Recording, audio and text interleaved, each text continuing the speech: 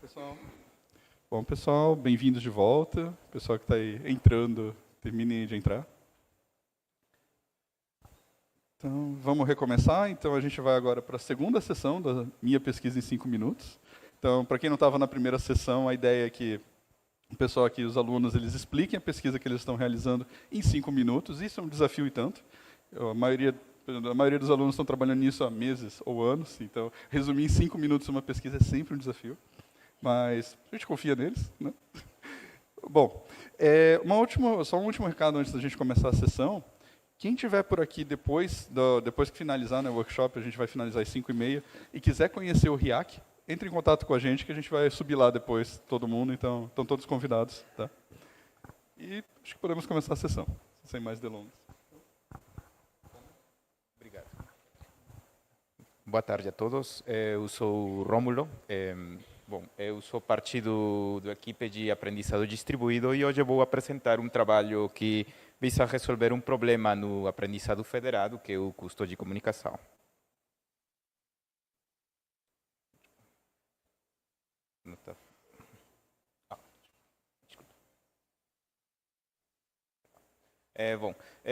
Na quantidade de informação que é obtida, que é gerada nos dispositivos da borda, dispositivos terminais, gera um monte de oportunidades. Só que tem um principal problema, que é a privacidade.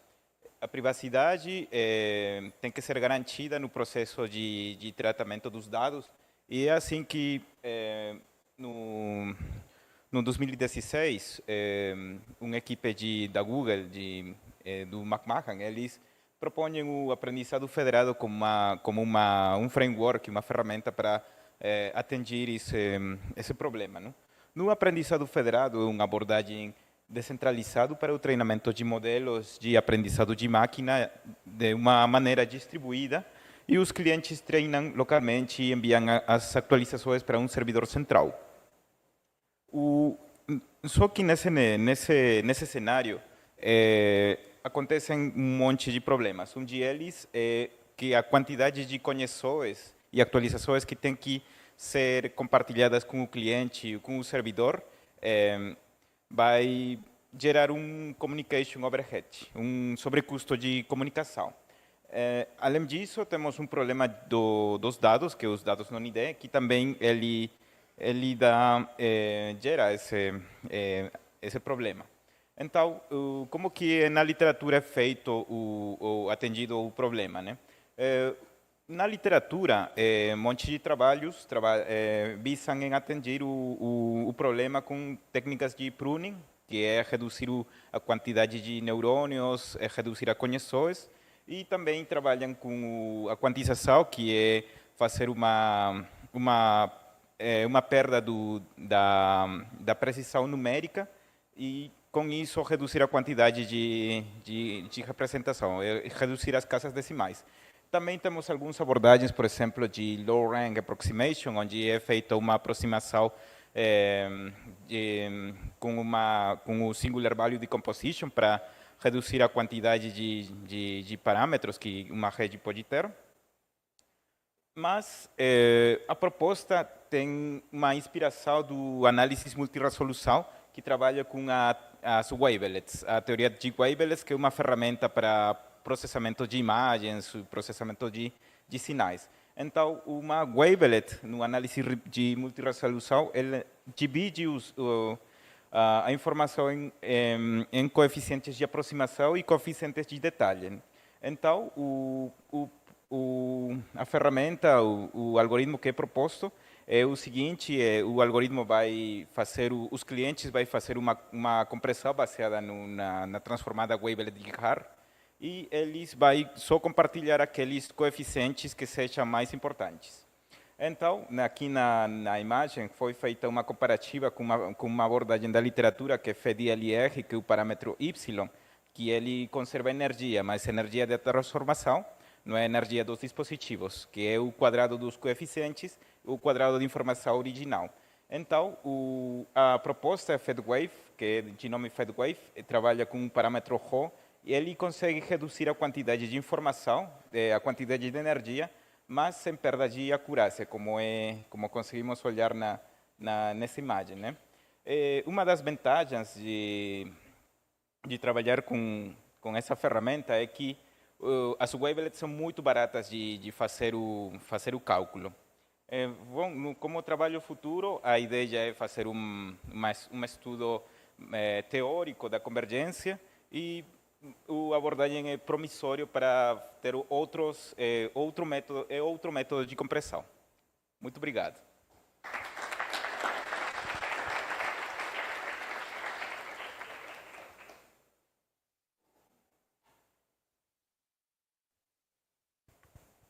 Parabéns pela apresentação, muito bom. Eu tenho uma dúvida só com relação ao método que você explicou. Ele foi gerenciado e monitorado pelo próprio servidor ou os clientes fazem isso individualmente e depois enviam para o servidor? Muito obrigado pela pergunta. São os clientes que fazem a compressão, porque as wavelets são um método muito fácil, não é muito custoso computacionalmente e os clientes conseguem fazer sem ter uma computational overhead. E teria uma diferença muito grande se esse monitoramento fosse feito pelo servidor ou não chegou a experimentar essa? No lado do servidor, o servidor só vai fazer a decompressão da informação, porque o trabalho foi uma inspiração num trabalho de Harten dos anos 90, onde ele reduz a quantidade de informação só tirando alguns coeficientes, zerando alguns coeficientes e a gente sabe que se tem uma estrutura que tem um monte de zeros, é muito bom para conseguir trabalhar com matrizes esparsas e trabalhar mais fácil, um cenário mais simples, né? Que agradeço.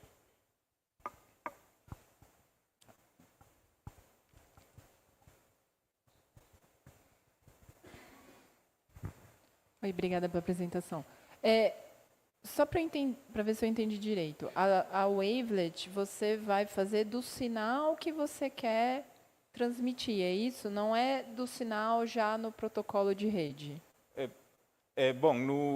Nesse trabalho, o que foi considerado como informação são os pesos da rede neural, as camadas convolucionais, as camadas densas. Então, a wavelet vai nos dizer alguma coisa, alguns parâmetros, alguns padrões, os quais podem ser compactados. Mas é a wavelet da configuração da rede neural, é isso? Ou da informação que está entrando na rede neural? Da informação da rede neural. Tá. A rede neural, as camadas, elas são divididas em coeficientes de aproximação e coeficientes de detalhe. Só que no trabalho, a gente está trabalhando com as wavelets de WX mais para cima, aquelas que conseguem obter mais detalhe da estrutura, nesse caso. Tá bom, vou refletir a respeito. Obrigada. Que agradeço.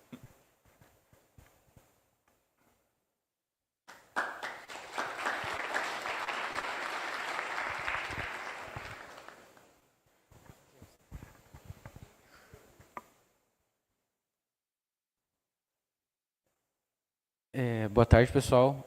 Eu também faço parte da linha de pesquisa de aprendizado distribuído. E eu vou apresentar um pouquinho do que eu fiz no início do ano passado e o que eu fiz um pouquinho no início desse ano durante o meu mestrado. Então, eu vou falar um pouco sobre os métodos para controlar a influência na participação da aprendizagem federada, na aprendizagem federada. Então, o que eu faço e por que isso importa? Eu vou recapitular um pouquinho aqui o que o Rômulo apresentou sobre o aprendizado federado. Então, o aprendizado federado é basicamente um método de a gente treinar diversos modelos com diversos contextos diferentes, em diversos dispositivos, e esses modelos eles compartilharem um conhecimento a fim de atingir um objetivo específico. Nesse caso, esses modelos eles podem estar em dispositivos diferentes, então eles podem estar em celulares, em GPUs, smartwatches, notebooks, cada um treinando o seu próprio modelo, com o seu próprio contexto, com o seu próprio conjunto de dados distinto. Isso faz com que exista uma heterogeneidade muito grande. E depois que eles treinam o seu modelo, eles enviam esse conhecimento, esse modelo atualizado para o servidor, que ele vai utilizar um método que a gente chama de agregação para unir esses modelos e construir um modelo global que tenta criar um conhecimento genérico mediante a todos os dados que cada um cliente tem. Então, dentro do aprendizado federado, a gente tem alguns problemas nisso. Né? O primeiro que eu falei que é a heterogeneidade dos dados, porque pensa, por exemplo, em um conjunto de câmeras, cada câmera pega um ângulo diferente, pega uma luminosidade diferente, isso faz com que dados sejam distintos, né? Então tem uma heterogeneidade, se a gente está treinando modelos on device, isso pode gerar problemas quando a gente vai unir esses conhecimentos. Então, além disso, cada dispositivo tem uma capacidade de bateria diferente, tem um consumo de banda diferente, que em determinado momento ele pode ou não estar disponível para treinar. A gente também pode ter interesses diferentes de usuários, então alguns usuários podem ter interesse em participar da federação, enquanto outros não veem benefício em treinar naquele momento, ou porque o modelo global não representa os seus dados, por conta da diluição do conhecimento, ou por conta da representatividade, por ele ser um grupo menos representado mediante aos outros clientes que fazem parte da federação. E aqui eu me refiro a clientes como um dispositivo participando desse ambiente federado. Então, dado isso, eu trouxe esse diagrama que ele representa um estado inicial. Aqui eu falo clientes interessados, são aqueles clientes que têm a possibilidade de treinar o modelo, então seja por quesitos de bateria, por quesitos de banda, e eles veem o interesse em participar da federação, porque esse modelo que une os conhecimentos é benéfico para ele, tem uma performance boa para os dados deles, e os clientes não interessados são aqueles que ou eles não possuem recursos o suficiente para treinar, seja de bateria, banda, etc., ou eles não veem uma performance boa o suficiente do modelo global para os seus dados. E aí eu trouxe um estado inicial aqui, onde a gente tem os clientes interessados ou não interessados, e a gente tem um conjunto de clientes selecionados. Um dos problemas do Federated Learning, como o Rômulo até comentou, é esse overhead de comunicação, esse excesso de troca de dados. Né? Por conta, se a gente for pensar no sistema federado, a gente tem diversos clientes, a gente tem centenas, milhares de clientes. Se a gente seleciona todo mundo, escolhe todo mundo para treinar os modelos e receber isso pode gerar um gasto muito grande. Então, dentro do Federated Learning, a gente tem mecanismos de seleção, onde a gente escolhe clientes específicos para treinar naquele round de comunicação e enviar os seus modelos treinados para o servidor e a gente faz a agregação. Então, a gente tem esse caso inicial. Dado esse contexto todo que eu trouxe, a gente tem outros dois estados, o estado desejado, onde a gente tem um maior conjunto de clientes interessados do que não interessados. Nesse caso, isso é melhor e desejado porque a gente tem um poder de escolha e um poder de ação maior. A gente pode ter uma representatividade maior dos dados, a gente tem um poder de escolha melhor, a gente pode verificar como é que tem no nosso modelo global e como é que isso está sendo afetado na federação de uma melhor maneira, quando a gente tem esse cenário. E o cenário indesejado é quando a gente tem um maior conjunto de clientes não interessados do que interessados, justamente por conta desse poder que a gente tem de seleção, de trabalhar com os clientes que a gente está treinando. Dado isso, a gente usa a proposta que eu desenvolvi nessa primeira etapa era fazer com que essa participação dos clientes, ou seja, se ele participa ou não participa, se tornar um mecanismo de influência durante a agregação. Então, a gente utiliza a participação dos clientes, transforma isso num peso, e durante o processo de agregação, a gente pondera o modelo dele, o conhecimento dele, através da quantidade de vezes que ele participou. Ou seja, a nossa ideia se a gente sempre tem um cliente que está participando muito, um cliente que está produzindo com o conhecimento dele para um modelo global, isso pode fazer com que o modelo global ele tenha um viés grande para esse cliente, porque é só ele que está contribuindo, é só ele que está treinando, e os outros clientes que, por algum motivo, ou por conta de bateria, ou por conta de, seja um contexto específico, não tem tanta representatividade dentro do cenário, do modelo global, ele vai ter um peso maior do que esse cliente que está sempre participando.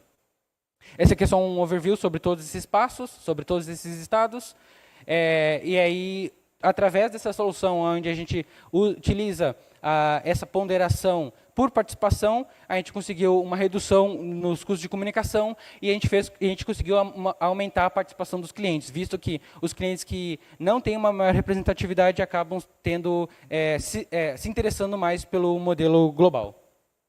Em relação aos próximos passos, a gente quer levar outros critérios em consideração para a federação, como questões de bateria, questões de heterogeneidade sistêmica e também performance do modelo. Isso.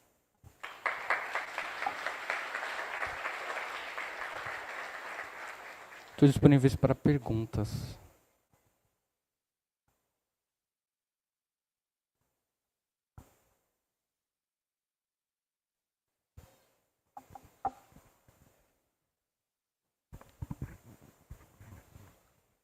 Boa tarde. Parabéns pela apresentação, primeiro.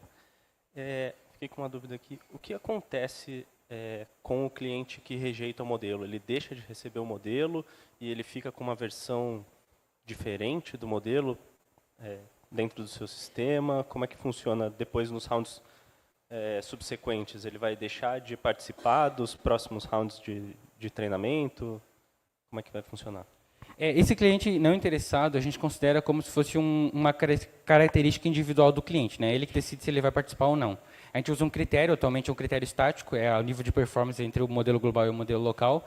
E quando ele é selecionado, ele identifica que o modelo global não é apresentado, a gente trata ele individualmente dos clientes que estão interessados. Então, a gente separa ele num conjunto para a gente saber quais clientes estão interessados e não interessados, mas ele não é descartado da federação, porque, eventualmente, quando a gente vai treinando o nosso modelo global, que é o que tem a união desses conhecimentos, ele vai passando essas rodadas de comunicação, ele vai ganhando mais conhecimento, esse modelo pode se tornar, de novo, interessante para esse cliente que antes não identificava isso como interessante para ele, esse modelo, né? É isso, então, ele tem um modelo dele local, mas ele pode também, eventualmente, receber um modelo global.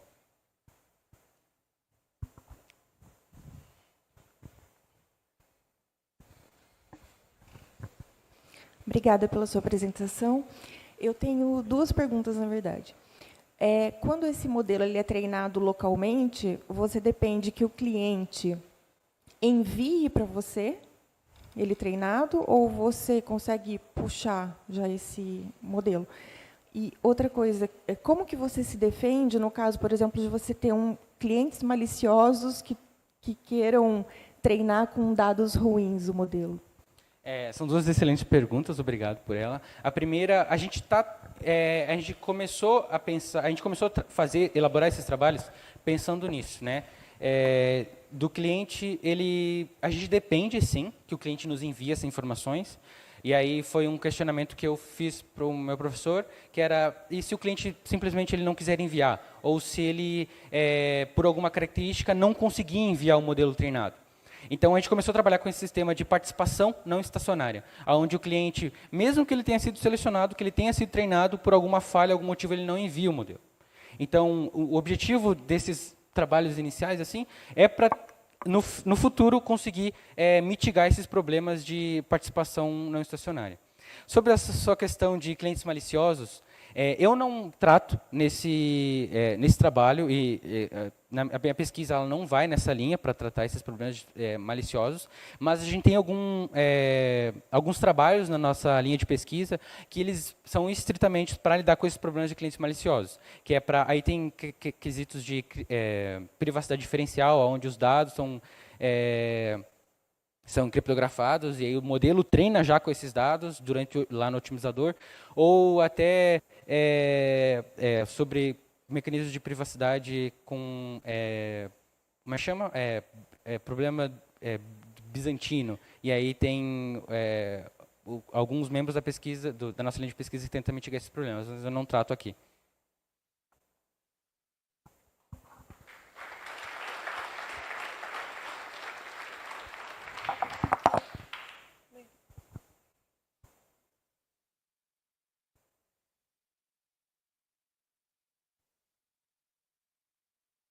Oi, gente, boa tarde. Eu sou a Karen, sou aluna de mestrado aqui do IAC e faço parte da linha de pesquisa de arquiteturas cognitivas e sou orientada pelo professor Ricardo Goodwin. Eu vou falar um pouquinho sobre o tema da minha pesquisa, que é ensinando pessoas a criar agentes cognitivos, uma abordagem pedagógica com o CST. E, para começar, imagine que vocês queiram criar, reproduzir funções cognitivas num agente, ou seja, numa máquina artificial, que saiba, por exemplo, lembrar, aprender, tomar decisões, entre outras coisas. Esse é um dos objetivos da nossa área de pesquisa de arquiteturas cognitivas, né? Para isso, a gente tem uma ferramenta aqui no IAC, que é o CST, ou Cognitive Systems Toolkit, que ele serve de base para a gente construir essas arquiteturas cognitivas. Esse CST ele é baseado em Java e ele também é baseado em Codelets, que são esses bloquinhos vermelhos que vocês conseguem ver. Eles é responsável por um pequeno processamento, uma pequena tarefa, que ela vai ser feita em paralelo. Porém, para você aprender a utilizar essa ferramenta, tanto o princípio básico dela, quanto outras funcionalidades que a gente já desenvolveu dentro do nosso grupo de pesquisa, não é algo muito fácil e trivial, principalmente para quem vai começar a ter contato agora. Mesmo as pessoas que já são desenvolvedoras têm alguma dificuldade. Então, entra o nosso desafio. Como a gente torna o ensino das arquiteturas cognitivas mais acessível e prático? Como a gente divulga mais essa área para que a gente possa amplificar os pesquisadores envolvidos? Nossa proposta é envolver tanto a parte teórica quanto a parte prática, com tutoriais práticos que utilizem o CST como base e mostrem essas funções cognitivas. Para isso, a gente se inspirou nas pesquisas de Stan Franklin, que ele propõe o desenvolvimento de agentes cognitivos através de refinamentos progressivos. O que isso significa? Quer dizer que a gente vai começar com um agente bem mais simples, que ele vai tomar ações simplesmente com o valor dos sensores, e a gente vai aumentando a complexidade. Então, adicionando, por exemplo, drivers, percepção, entre outros, até a gente ter um agente que possa ter mecanismos de aprendizado, memória, até mesmo planejamento. Então, a proposta é que a gente use também isso quando a gente for aprender sobre agentes cognitivos. Então, a gente vai aprender tanto desde os mecanismos mais simples até coisas mais complexas. Para isso, a gente tem utilizado o nosso ambiente experimental, que é o Coppelia Assim, um lugar para a gente fazer simulações de robôs. E a gente também tem o WS3D, que ele é um ambiente em que a gente tem um agentezinho amarelo e diversas comidas e joias espalhadas por ali. Você consegue rodar esse experimento a partir de um script via Docker, direto na sua máquina. E aí, dado esse cenário, quando a gente vai criar um agente, a gente tem essa grande dúvida, como ele vai decidir a sua próxima ação? E a gente faz isso de diversas formas, e eu vou mostrar algumas das formas que a gente pode fazer isso com as capacidades atuais do CST. A primeira delas é um comportamento totalmente reativo. Ela representa aquele primeiro agente mais simples, em que simplesmente com meus sensores eu vou tomar alguma ação. A gente fez um experimento utilizando a pesquisa de Breitenberg. Ela vai representar, nesse caso aqui, a lógica the more the less. Ou seja, quanto mais próximo eu estiver de um ponto de luz, mais devagar vai ser as minhas rodas. A gente pode ver que, mesmo sendo um comportamento reativo, o nosso robozinho demonstrou comportamentos parecidos com humanos. Então, no primeiro caso aqui, parece que ele está meio apaixonado com um ponto de luz, porque ele vai andando até chegar perto e ficar lá parado, admirando a luz.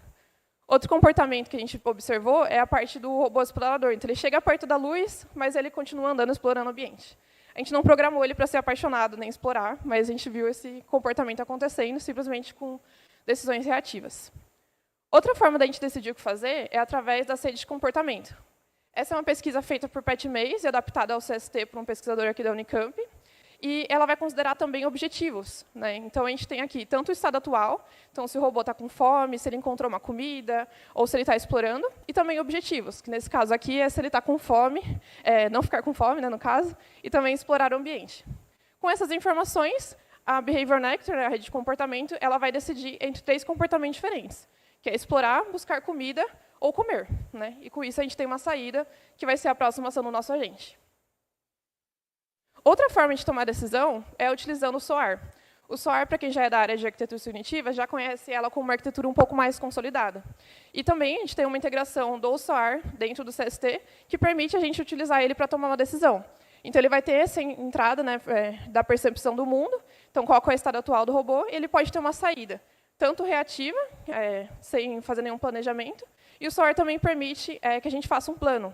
Então, dado um objetivo, ele vai realizar um plano passo a passo do que a gente pode fazer, ou seja, um jeito um pouco mais complexo de ser realizado. Aqui a gente tem também a visualização do CST.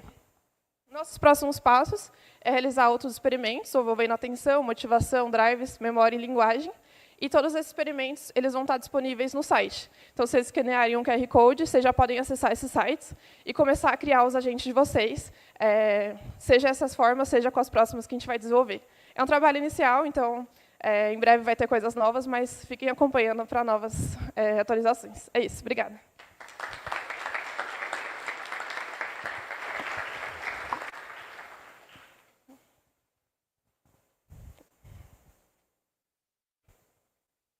Parabéns pela apresentação, pelo trabalho.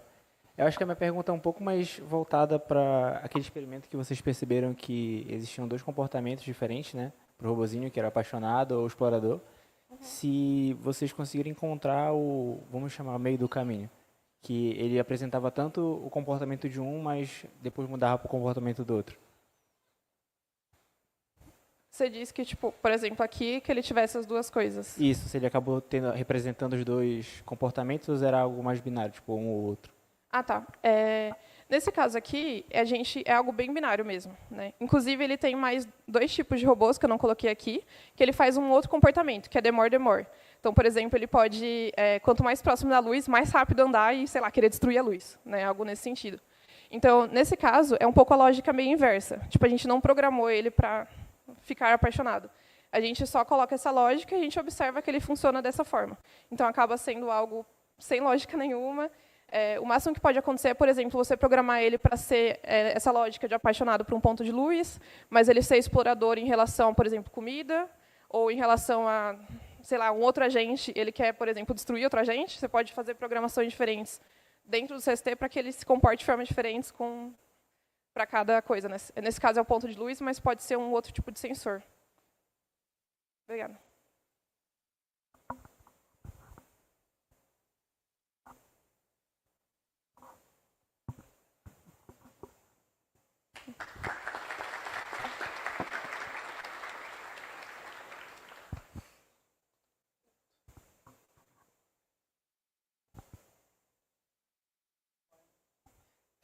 Boa tarde, eu sou o Bruno Silva, sou aluno de doutorado da linha de pesquisa em arquiteturas cognitivas, orientado pelo professor Ricardo Guden. Vou falar um pouco sobre mais as minhas motivações, que eu estou iniciando meu doutorado agora, sobre os problemas de percepção e memória que existem em modelos de IA atualmente. No cenário atual, quando a gente está interagindo com o chat GPT, Gemini, etc., parece que a gente está mandando informações com um grande modelo que é capaz de realizar todas as tarefas que a gente joga para ele. Mas, na verdade, muitas vezes, existem diversas ferramentas por trás que estão auxiliando esse modelo, e essas ferramentas, entre aspas, não são inteligentes, porque elas não têm mecanismos de aprendizado. Elas são coisas de desenvolvimento de software que a gente já conhece há muito tempo, mas elas são muito fixas. Elas têm uma comunicação muito específica com esse modelo, e esse modelo não tem a capacidade de se adaptar como esses módulos externos funcionam. Então, se a gente quer que o ChatGPT faça uma pesquisa na internet, ele não vai pegar um mouse e um teclado e sair pesquisando. Ele vai mandar um request para um servidor, que vai fazer o parsing do HTML, vai mandar um dado totalmente estruturado de volta para o modelo. Ele não tem o trabalho de interpretar tanto assim quanto ferramentas externas que a gente já tem desenvolvido. Se ele quer lembrar alguma coisa de longo prazo, ele não vai pegar um papel e uma caneta e anotar alguma coisa. Ele vai salvar no banco de dados, mas o banco de dados tem um esquema específico de dados que ele precisa respeitar. Isso torna muito rígido. O que a gente busca em arquiteturas cognitivas é incorporar todos esses sistemas em uma arquitetura, um grande agente, que tenha a capacidade de desenvolver essas habilidades ao longo do tempo e aprendendo como fazer isso, como utilizar uma memória de forma eficiente, como fazer uma pesquisa e como utilizar outras ações que ele possa ter. Isso, obviamente, tem muitos desafios, e o que eu trabalho principalmente é na parte de percepção e memória. A percepção, ela lida como o agente interpreta as informações que ele recebe, texto, imagem, vídeo, e ela pode ser muito difícil, porque as informações podem ser ruidosas, parciais, ambíguas, dependendo da tarefa, e elas precisam ser dinâmicas, o que não ocorre nos modelos de hoje.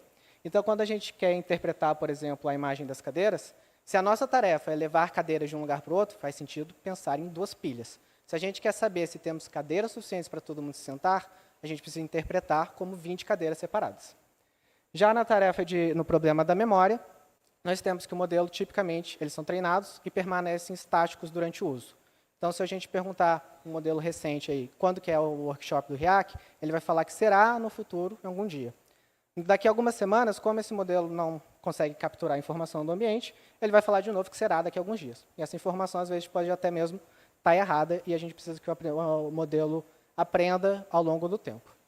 Para isso, a gente busca inspiração no que a gente tem de mais moderno em cognição e inteligência, que é a cognição humana. E o meu foco na área de percepção é trazer o que a gente tem de evidência neurocientífica e psicológica da percepção humana, que ela é centrada em objetos. Desde a infância, crianças são capazes de representarem objetos individualmente na sua mente, diferente do que a gente vê em modelos que pegam toda uma cena complexa e colocam em um vetor só. A gente quer trazer vetores diferentes para cada objeto, para transformar a percepção mais estruturada. E também a nossa memória humana, que ela é altamente flexível, ela consegue lidar com informações espaciais, ruidosas. Só da gente escutar um barulho, sentir um cheiro, a gente lembra de todo um episódio do passado, de uma informação muito, com poucos dados, né, pouca informação nesse dado. E tem algo muito importante na nossa memória, que é esquecimento. A gente consegue esquecer memórias do passado que não são mais úteis ou que já foram abstraídas para uma informação de mais alto nível, e a gente mantém a saúde da nossa memória de forma mais eficiente ao longo do tempo. Como os próximos passos, eu quero, então, utilizar o mecanismo de atenção, que foi popularizado nos Transformers, como uma forma de roteamento de dados dinâmicos. Então, ele não vai ser simplesmente para fazer aquela grande comparação de tokens para tokens, mas para mostrar para o modelo poder se adaptar dinamicamente com o contexto, em como ele vai pegar a informação de um cubo que ele está vendo na imagem e fazer um processo específico com aquela representação, em vez de fazer um processo só para toda a representação da cena. E utilizar essas representações, depois já criadas, para criar a memória episódica do agente. Então, como ele vai capturar essas informações do ambiente e manter isso em memória ao longo do tempo, numa forma mais estruturada, que ele possa até mesmo realizar planejamentos dentro da memória episódica dele. Então, ele não vai usar uma memória que simplesmente tem um timestamp e o que aconteceu naquele timestamp, mas vai ter toda uma relação estrutural dessa memória, de como relacionado com a percepção dele, para poder utilizar isso de forma mais eficiente, mais útil na realização de tarefas e aprendizado de novas habilidades. Infelizmente, está muito no começo, então não tenho muitos resultados para trazer, mas muito obrigado pela atenção e fico à disposição de qualquer pergunta.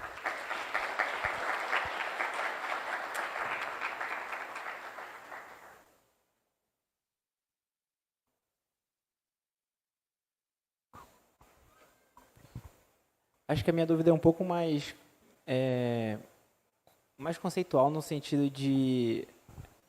Eu entendi muito bem como você quer estruturar, principalmente os pontos que você quer explorar, principalmente, né, com relação à parte de percepção, de memória, como ele vai guardar suas informações. Mas eu acho que, principalmente como você falou que está no início e tudo mais, é como você planeja fazer essa modelagem a nível prático. Porque, para mim, é um pouco subjetivo, porque eu não tenho tanto domínio do assunto. Mas como que seria para conseguir modelar essa parte da percepção e da memória em si, ou pelo menos como você planeja fazer nos próximos passos? Realmente não trouxe toda a teoria, que ela é extensa, mas tem a teoria neurocientífica dessa percepção e separação da representação em objetos. Já existem alguns modelos em A que tentam se aproximar disso, então eles criam, para cada objeto da cena, eles criam uma representação e o conjunto de todos esses vetores representa a cena em si, em vez do que a gente tem em modelos de embedding, que pega tudo que você tem de entrada e transforma num espaço latente só. Unido a isso, eu quero trazer uma teoria da psicologia, da ciência cognitiva, que já vem sendo estudada há muitos anos e tem uma teoria de que a percepção humana e a representação de conhecimento humana, ela pode ser representada de forma geométrica. Então, a gente pode criar manualmente espaços de representação multidimensionais que vão representar, por exemplo, a dimensão de uma cor, a dimensão de tamanho, de forma, peso, utilidade, sabor e assim por diante. Mas isso é feito manualmente hoje em dia. Então, o que eu quero explorar é como a gente pode pegar um modelo, usando a atenção, para fazer uma projeção num espaço latente, e esse espaço latente siga essas regras cognitivas. Então, se ele seguir essas regras cognitivas, eu consigo fazer modelos que aprendam de forma mais composicional ao longo do tempo.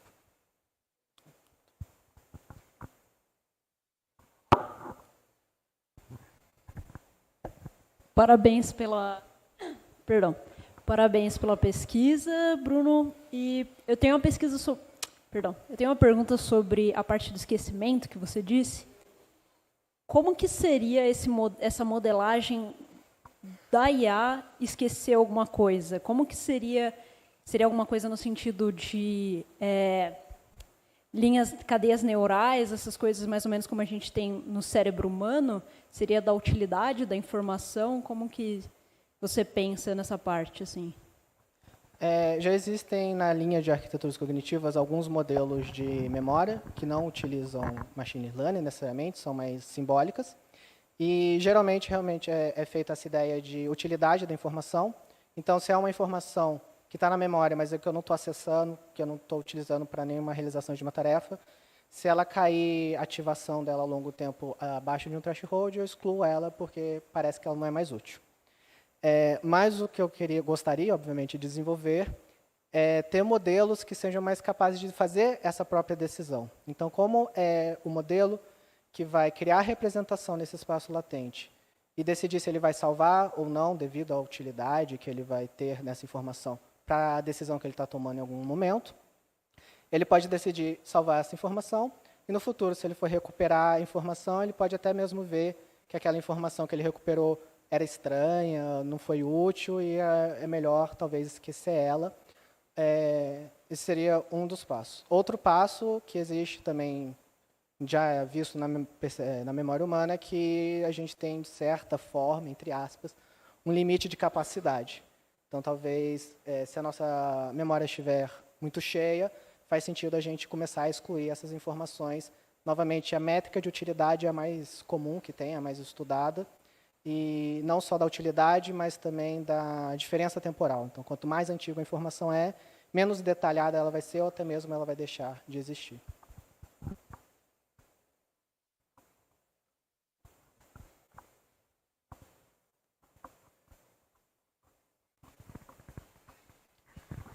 Bruno, primeiramente, parabéns aí pela apresentação. Algo muito interessante que ocorre com o cérebro humano é a questão de que nós temos um sistema extremamente analógico, né?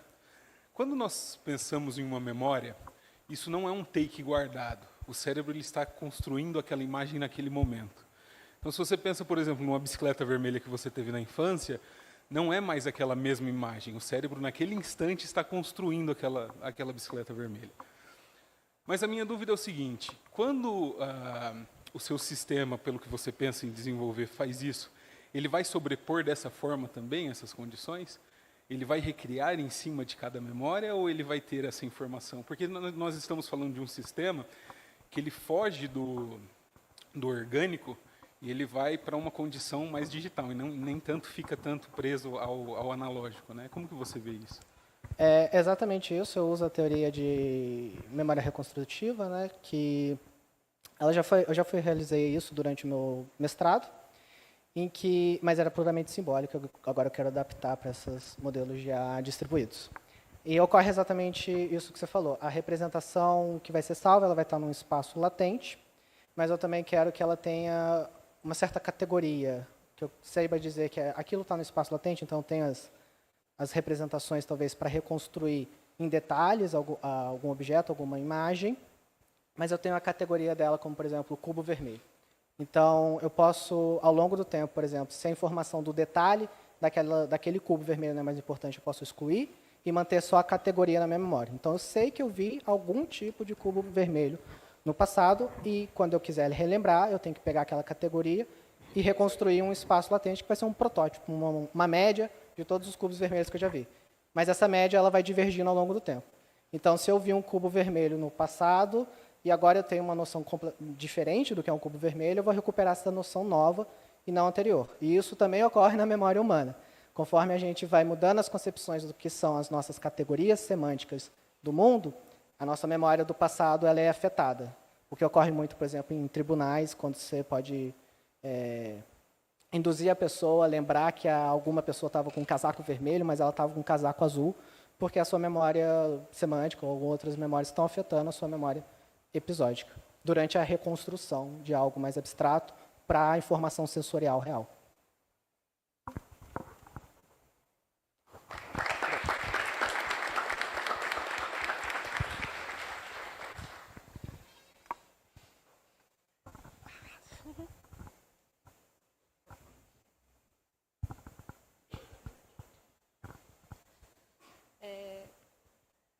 Boa tarde, Meu nome é Marina, eu sou estudante de letras aqui da Unicamp e eu faço parte da Meta 5, Processamento de Linguagem Natural. E a minha orientadora é a Simone, que apresentou hoje cedo. Eu vou falar para vocês um pouquinho do que eu tenho feito lá, que é em relação à imagem e texto num dataset multimodal. Bem, eu tenho analisado discursivamente a relação entre imagens e textos. Como assim?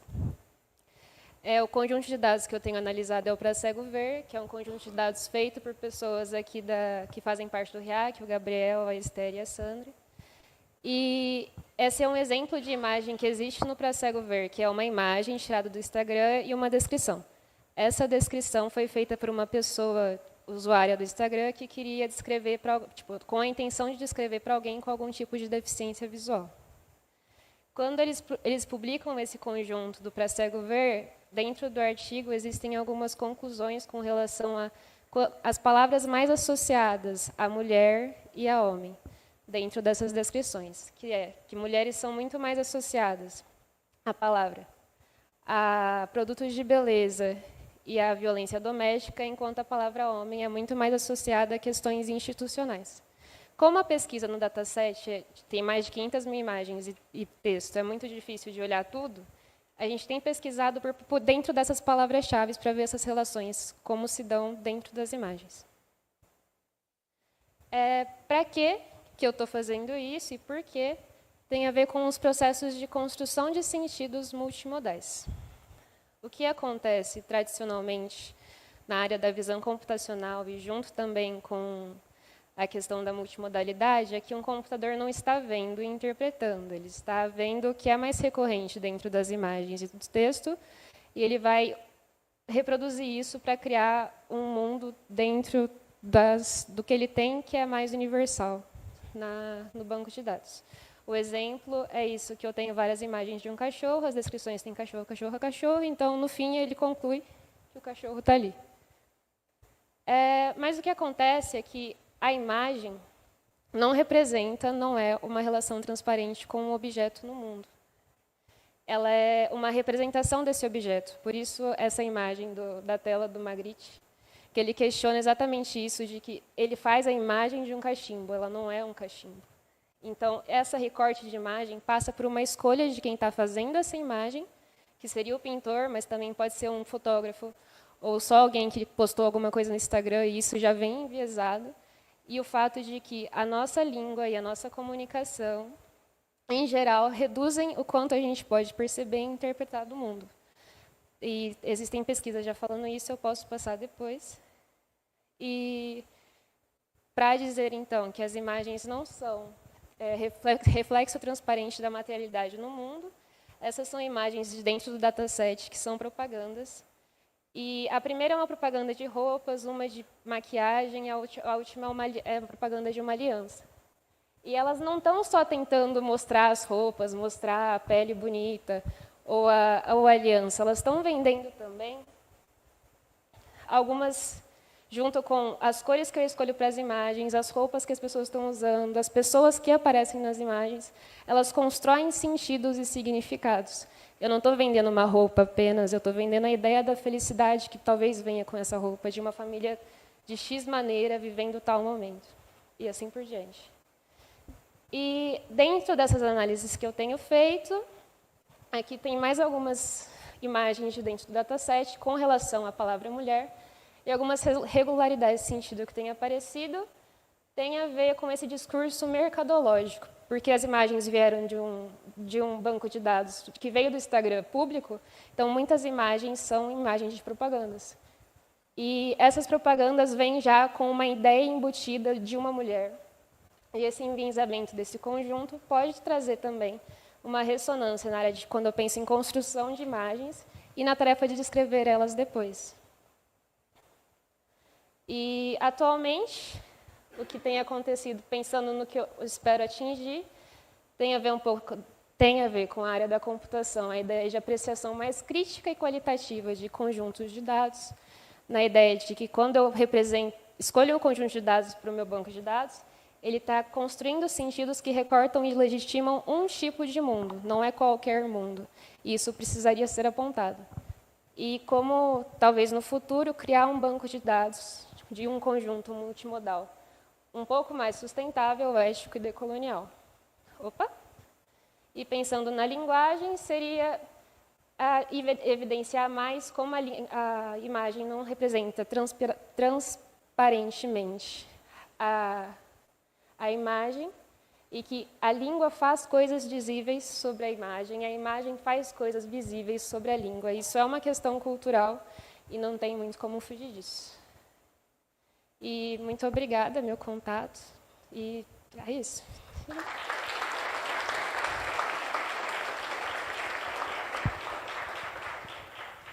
Dúvidas, questões, elogios? Críticas, não. Brincadeira. Boa tarde. Boa tarde. Primeiramente, parabéns. Né? Muito obrigada.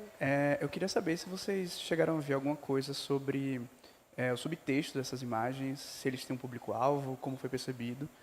Porque das 3 imagens que você mostrou, a primeira, para mim, né, eu reconheci ela imediatamente como uma referência à Redenção de Cã, né, que é uma imagem famosa. E a escolha dessa família, como você mesmo colocou, né, ela foi proposital, e ela se apresenta para mim como um contraponto. Né? É uma família toda negra e ela está toda feliz. E aí, assim, talvez uma pessoa que tenha rotulado isso não tenha pego essa subjetividade. Né? E aí eu queria saber se, na pesquisa de vocês, vocês chegaram a tratar disso, ou observar, ou pelo menos uma notinha de rodapé. Eu achei muito legal, porque não foi uma coisa notada, porque quando a gente vê a descrição dessa imagem, de novo, feita por uma pessoa que queria descrever para pessoas cegas, a descrição não vem com a cor dessas mulheres. Vem só a mulher e descreve o vestido. Vem só mulher X com vestido, mulher no meio vestido, criança vestido. Porque o foco é para vender uma roupa. Mas a gente entra numa questão que eu acho que o professor Marcos comentou hoje, hoje de manhã de ética, a descrição deveria vir com a marcação racializada dessas pessoas. Muitas descrições dentro do banco de dados existem descrições do tipo mulher, normalmente é para mulheres brancas, mulher negra, mulher indígena, e às vezes tem mulheres negras que não colocam mulheres negras, são só mulheres. E daí a gente está com essa questão, uma grande dúvida, por sinal, de como eu faria uma boa descrição, no sentido de ser mais ética mesmo. Eu tenho que marcar todo mundo ou apagar? Então, todo mundo é mulher e eu não vou escrever mais ninguém, ou eu coloco mulher negra, mulher branca e apontar que ela é uma mulher branca. Eu cheguei a encontrar uma descrição com mulher branca, foi a única, mas isso existe. Mas, sim, e eu muito obrigada pela referência ao quadro. Faz muito sentido, sim, porque é uma família inteira negra, não é um embranquecimento. Achei muito bom. Obrigada.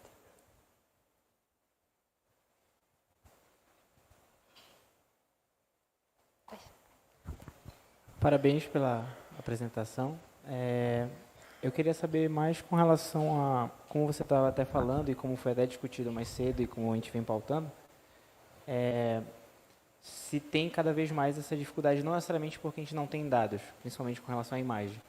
Às vezes é muito mais com relação a isso de como está sendo feita essa descrição, como é que está feito esse label em si, e principalmente com relação ao que você falou, tipo, quão difícil é ter que lidar com essa situação de, às vezes, escolher entre ou esconder algumas informações ou criar outros padrões para definição de talvez cultural, talvez étnico, talvez racial, com relação às próprias imagens em si, né? Porque como a gente acabou de ver, existem 3 imagens totalmente distintas e às vezes podem até ter relações até culturais que não estão sendo postas. E o como você acha, na sua opinião, que seria importante ou trazer talvez mais informações ou talvez criar um padrão que se correlacionasse a todos? Trazer mais informações no sentido de descrever, tipo, detalhadamente as imagens? Diz, por exemplo, tirar, como a gente estava falando, às vezes a gente acaba pegando as descrições que levam como padrão, por exemplo, uma mulher branca numa imagem é só uma mulher. Então, tipo, descrever que uma mulher branca vestindo tal cor, de tal etnia, de tal cultura, etc. É uma ótima pergunta. É a minha pergunta nessa pesquisa. Porque não é consenso na área de linguagem, ainda mais quando a gente pensa em audiodescrição, que é o que está acontecendo nesse banco de dados. São pessoas tentando audiodescrever. O que eu preciso descrever para uma pessoa cega ver tentar ver o que eu estou vendo e se essa é a intenção de uma audiodescrição. E eu tenho uma outra colega que é pesquisadora que trabalha com pessoas cegas e ela tem falado que tipo pessoas que nasceram cegas não ligam muito para as descrições de aparência, porque para elas isso não tem muita diferença. Mas pessoas que perderam a visão durante a vida sentem essa necessidade. Então, a gente tem conversado muito sobre isso e talvez saia um artigo, então, sobre qual seria a solução, mas eu não tenho uma resposta agora para isso. Dá tempo? Dá tempo? Tem tempo? Ele é o senhor do tempo aqui. Uma pergunta muito rapidinha aqui, Claro. então. Esse viés que você detectou aí nas imagens, ele também não acontece com os próprios seres humanos? Quer dizer, eu fico imaginando alguém que está acessando o Instagram dos amigos, estão todos felizes, estão todos comemorando, e ele fala assim, poxa, só eu que sou triste, que não tenho nada para fazer, os meus amigos estão todos vivendo aí uma vida de felicidade. Então, assim, será que a gente não tem que usar isso como base de que essas informações elas sempre têm um viés e a gente tem que conviver com ele?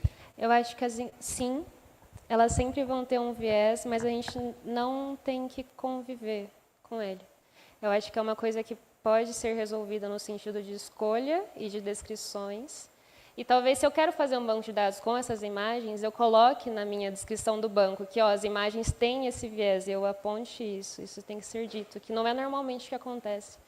Então, vai mais para esse lado de poder apontar que não é óbvio e que a gente precisa saber que está lá, se ele existe, se eu quero conviver ou não com ele. Daí vai ser a escolha da pessoa. Okay. Muito obrigada pelas perguntas.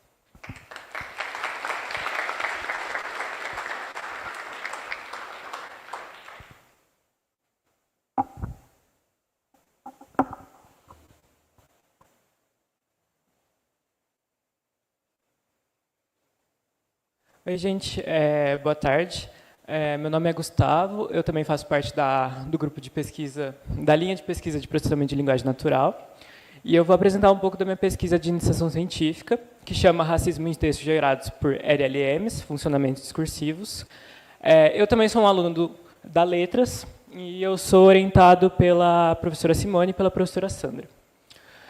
Então, para falar bonito, primeiro, o que eu faço? Eu faço uma investigação discursiva sobre o funcionamento das respostas de modelos de linguagem. Mas, para explicar realmente o que eu faço, eu peço que os modelos de linguagem gerem contos sobre mulheres negras ou mulheres brancas, e aí depois eu comparo esses contos para descobrir quais as diferenças que eles apresentam de acordo com essas duas personagens. Então, a melhor forma de explicar isso é com um exemplo. Eu pedi para ele gerar um conto sobre uma mulher negra, a Ana, e aí ele me deu um conto sobre uma mulher negra que trabalhava numa empresa, numa fábrica, etc. E aí, certo dia, ela estava andando na rua, encontrou um grupo de pessoas brancas, preconceituosas e arrogantes, e aí eles cercaram a Ana, insultaram ela, intimidaram e jogaram pedras nela. E eles fizeram isso por quê? Porque eles acreditavam que sua superioridade racial lhes dava o direito de agir com violência e desrespeito. Então, o que a gente está fazendo aqui? A gente pega esse trecho e a gente analisa como que o modelo escreveu isso. Então, ele basicamente escreve sua superioridade racial. Se ele coloca assim, é uma coisa diferente dele colocar que é uma suposta superioridade racial, ou que eles acreditavam que havia uma superioridade racial, ou que eles se achavam superiores, e etc. Então, tem um funcionamento discursivo diferente, tem uma interpretação diferente do que o modelo provavelmente quis passar, enfim. Então, o que é importante saber sobre essa pesquisa? A gente tem como guia teórico desenvolver modelos de linguagem mais inclusivos. E, para isso, a gente precisa compreender como que eles podem manifestar comportamentos de exclusão. Então, isso significa analisar as respostas dele, problematizar e tentar construir, com base nessas respostas, um modelo mais inclusivo. Também passa pelo uso inconsciente de IA em diversos contextos. Então, por exemplo, uma pessoa negra pode gerar um conto sobre uma mulher negra e reproduzir essa visão de mundo de que existe uma superioridade racial. A gente também está falando que existe uma coerência gramatical e uma coerência ética. Então, o que seria uma coerência gramatical? Seria isso, tipo, o texto é entendível, mas uma coerência ética seria: não existe uma superioridade racial porque não existe raças. Existe raça socialmente construída, enfim. E a gente também parte de outros estudos, que seriam os estudos da interseccionalidade, que seria que existe raça, classe, gênero e várias outras categorias de opressão, do racismo algorítmico e de metodologias qualitativas para investigar esses modelos. A gente também está tentando preencher a lacuna de que falta pesquisas multidisciplinares para estudar as IAs e para desenvolver as IAs. Então, a gente está tentando preencher essa lacuna. O que eu já atingi nessa pesquisa? Basicamente, depois de analisar os contos, a gente percebeu que existe meio que um padrão. As mulheres negras, elas sempre são tratadas como pessoas que têm que resistir a um obstáculo, que têm que honrar seus ancestrais, que têm que ter determinação e força. E as mulheres brancas é uma coisa meio como rezar e amar, que elas precisam se autodescobrir, precisam experimentar coisas novas, precisam pintar quadros, fazer música, enfim. E elas precisam experimentar o mundo. Elas precisam buscar o seu lugar no mundo. As mulheres negras já têm um lugar no mundo porque foi passado para elas pelos ancestrais. E o que eu espero atingir com essa pesquisa? A gente quer analisar também o DeepSeek. A gente está analisando o Llama, o Sabiá e o ChatGPT no momento. Eu quero investigar também a ferramenta, o Reasoning, que seria tipo aquela parte dos modelos que falam: olha, eu estou pensando numa personagem com esse nome porque esse nome significa tal coisa, e eu quero confrontar os modelos. O que seria confrontar os modelos? Não é lutar boxe igual na imagem, mas é perguntar: você vê algum problema aqui nesse texto? Você identifica isso? Por quê? Mas você não acha que aqui pode ter um problema? Você não vê que essa construção linguística tem um problema? Então, igual a Ana, tipo, que eles tinham uma superioridade racial, questionar: você não acha que tem um problema aqui? Qual seria? Enfim, é isso, gente. Obrigado. Se vocês tiverem dúvidas, fico à disposição para responder.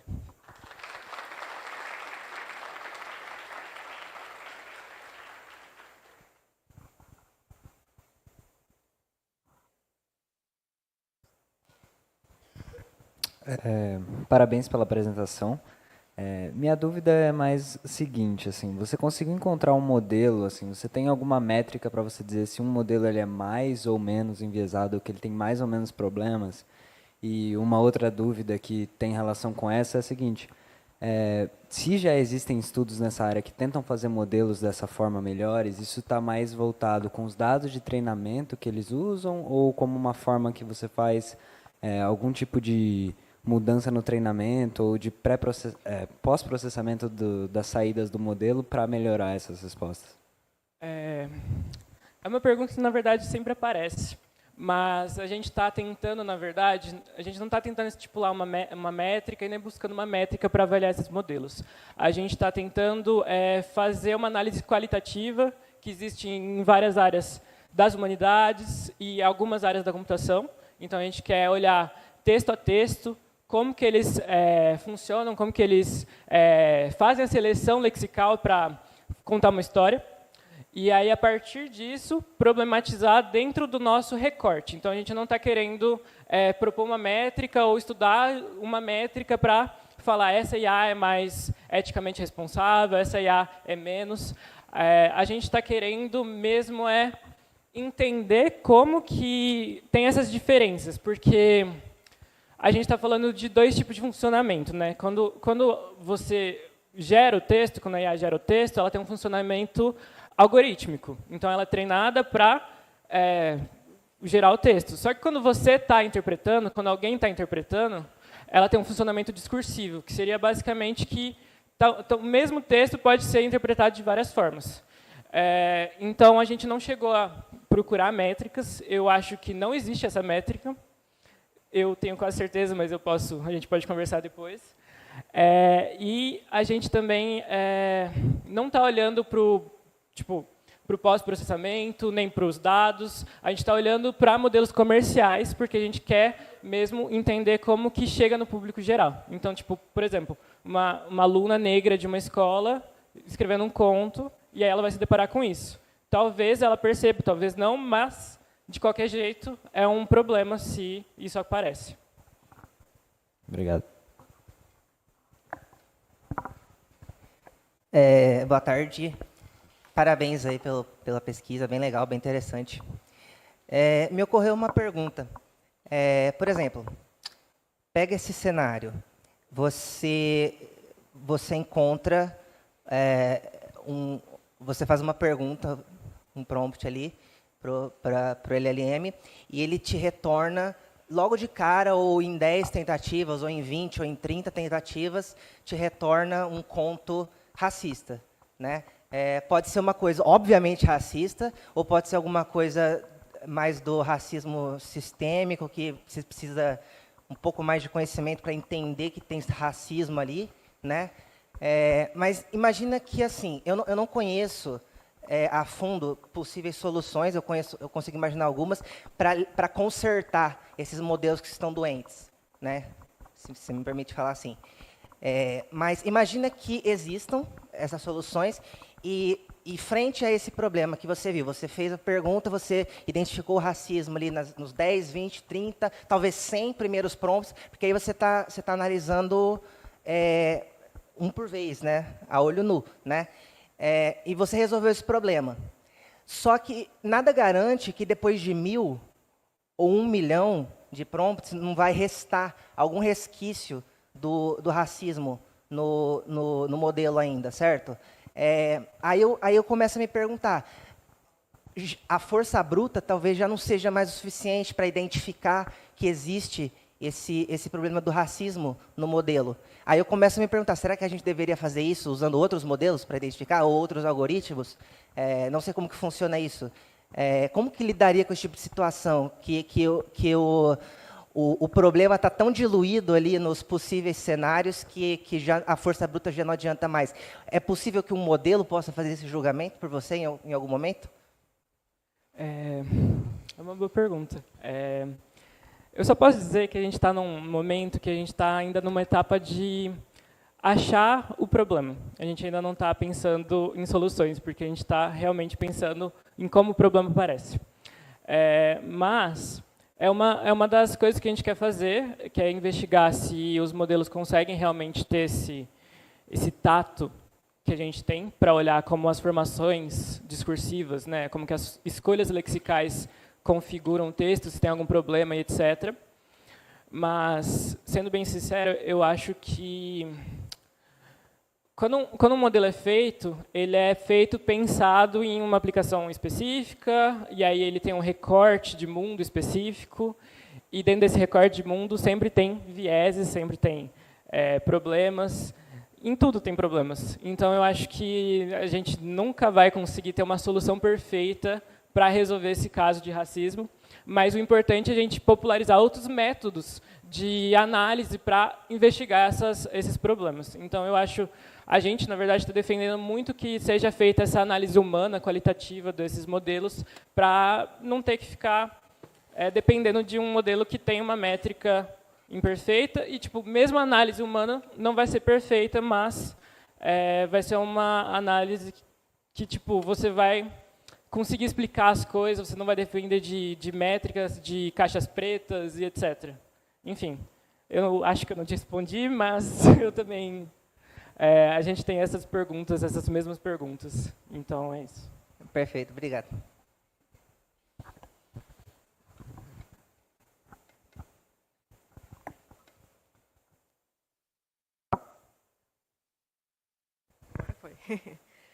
Parabéns pela pesquisa, Gustavo. É mais uma pergunta ou talvez uma provocação de pesquisa, né? Porque eu acho que esse tema é bem interessante e fleta um pouquinho com explicabilidade. Porque quando a gente fala de poema, pode ser que ele esteja pegando uma parte dos dados mais antes de 2000, que são aqueles poemas mais clássicos, mas se você pedir para ele gerar um poema moderno, como é que seria essa difusão? E ainda, se você pega um modelo de linguagem treinado só para código, como é que fica esse poema? Um modelo treinado só com dados de artigos científicos, como Galáctica. Como é que fica esse texto? Ou ainda modelos treinados em regiões específicas de uma base de dados, por exemplo, pegar um modelo de linguagem que foi treinado para dados da América Central, da Ásia. Como é que fica essa cultura da mulher negra dentro dos dados de treinamento daquela região específica? Então, eu acho que você tem uma oportunidade muito boa de avaliar como é que a explicabilidade desse modelo varia, não só aqui, mas também entre modelos, que o comercial tem esse problema, é voltado para o inglês, é voltado para a América do Norte, o maior de dados possíveis de redes sociais ou de poemas muito conhecidos, né? Mas se você pega, por exemplo, modelos treinados só com dados da Europa, ou de comunidades africanas, ou de comunidades indígenas, por exemplo, e você convergir para o mesmo resultado, talvez você tire de lá resultados ainda mais expressivos. Eu não tive muito tempo para falar, porque 5 minutos é quase impossível de falar sobre essa pesquisa, mas a gente estava estudando o Sabiá, que é um modelo, né, especializado em português, mas basicamente ele parte do Llama, que é o modelo do Facebook, né?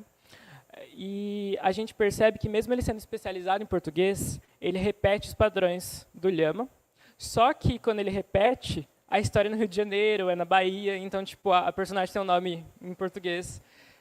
Então, tipo, realmente é uma coisa que a gente quer investigar mais, em como que tem essas diferenças culturais, mas, pelo que eu estou vendo, mesmo modelos completamente diferentes repetem algumas estruturas. Não sei o porquê, e eu gostaria de saber, mas eu não sei nem como começar a saber, nem como começar a procurar isso, mas é uma excelente questão.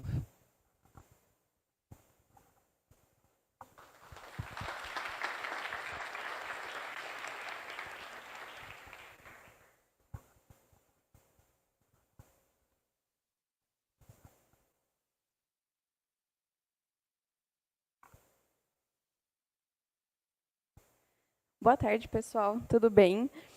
Meu nome é Mariana, eu faço parte da linha de pesquisa de IA para Marketing e vou falar um pouco do meu projeto, chama Modelo para Predição de Churn, baseado em grafos causais.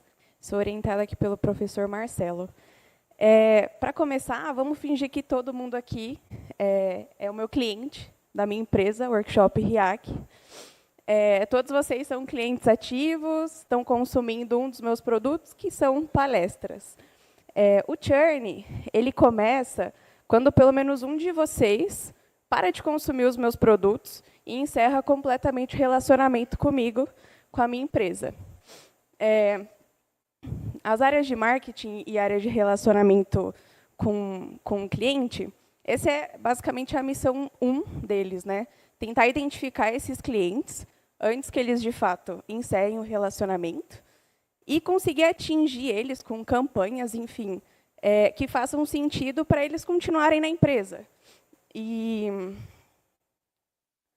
quando a gente pensa, vou apontar para cá que está mais perto, quando a gente pensa aqui em um baldinho com clientes consumindo, né, todas as empresas elas querem ser rentáveis, enfim, com clientes ali promotores consumindo os produtos, e é uma tarefa muito difícil a gente conseguir fechar esse baldinho aqui para que eu não tenha uma evasão de clientes. E por que é difícil, né? Porque muitas vezes a gente não sabe o motivador para aqueles clientes que foram, enfim, que cortaram o relacionamento, e não necessariamente foram para a concorrência, tá? Acho que aqui vale só o fato deles pararem de consumir o meu produto. E aí a gente nunca sabe antes, né? E às vezes nem depois. O cliente ele só para de consumir, encerra o relacionamento e acabou. Então, às vezes a gente precisa, é uma coisa um pouco pós-acontecimento, né? Tentar ver se, enfim, ele teve aqui ele tentou ligar, sei lá, para uma central e teve um atendimento um pouco insatisfatório, ou se foi alguma experiência aqui do usuário que não foi da melhor ali pensando no produto. Então, isso daqui é sempre pós-acontecimento. Então, quando a gente pensa nas áreas de marketing, elas precisam saber, de antemão, quem são os clientes, né, que tem o risco aqui de parar o relacionamento, E, além disso, quais são os possíveis motivadores? Por exemplo, vamos por aqui que a minha empresa aqui, Workshop RIAC, eu quero identificar as pessoas que não vão voltar para o próximo, ou, enfim, não viriam em algum outro dia. Só que eu não sei o que pode causar isso, por mais que talvez eu tenha aqui algumas pessoas que possivelmente não vão voltar. E aí vamos supor que eu quero fazer aqui uma ação que eu vou desligar o ar-condicionado, porque eu acho que é o que afetou todo mundo aqui, está todo mundo com frio, ninguém gostou da temperatura. Só que será que isso faz sentido para todo mundo? Então, acho que uma das grandes perguntas aqui é essa provocação do quê, né? O que causou, qual foi o motivo da saída ali daquele meu cliente. E acho que é isso muito onde a pesquisa ela tá pautada.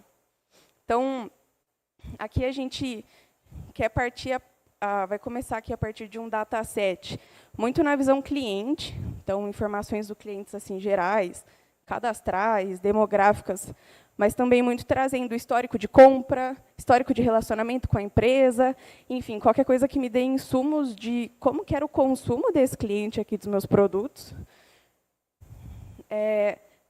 Imputar isso daqui, nessa etapa do meio, que é basicamente criar um grafo aqui, uma DAG mesmo, um grafo acíclico, para tentar entender a relação de todas essas informações, então, região, consumo e etc., com o churn.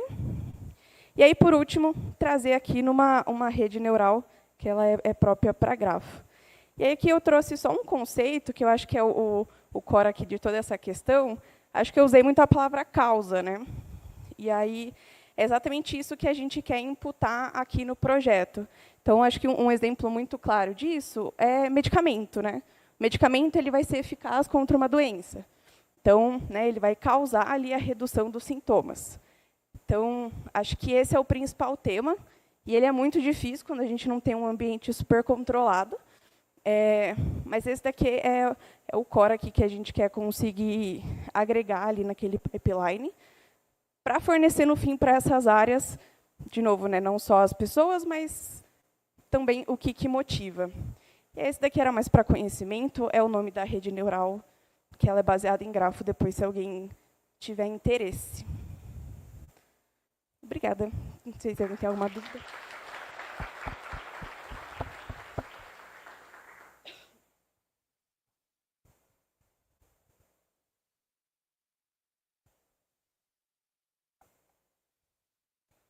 Parabéns pela apresentação e pelo trabalho. Eu acho que a minha pergunta é mais para a parte da modelagem, porque, às vezes, a correlação que a gente pode ter com um cliente, por exemplo, pode ser muito subjetiva, né? Então, o quão difícil é de conseguir fazer essa percepção, porque, por exemplo, você pode ter um cliente que teve, por exemplo, acesso a uma vez à sua loja, seu serviço, o que seja, mas o que necessariamente vai configurar ele como um cliente? Foi esse primeiro contato, a sua idade, o fato dele ser um cliente mais ativo com relação a gastos, enfim. Quão difícil é modelar isso? Acho que isso depende de cada área, de fato, ali do negócio, que cada empresa pode adotar uma definição de cliente ativo diferente e de churn diferente. O que a gente está trabalhando aqui é uma base de dados muito parecida com o Spotify. Então, minha definição de cliente ativo é um cliente que tem uma assinatura ativa, e a definição de churn é um cliente que não renovou a assinatura dentro de um mês. E aí, como que a gente modela, né? Quais foram as variáveis ali que talvez causaram o churn? Como eu falei, é muito subjetivo, porque são dados observacionais. Eu não consigo, por exemplo, colocar um grupo de clientes e, sei lá, aumentar o preço e tirar o streaming para ver se eles vão sair. Pensando ali para uma empresa, ninguém ia aceitar isso. Então, o que a gente faz, a gente se baseia muito em teste estatístico mesmo, teste de hipótese, para minimamente garantir que o grafo ali que a gente vai criar ele seja robusto a algumas premissas causais.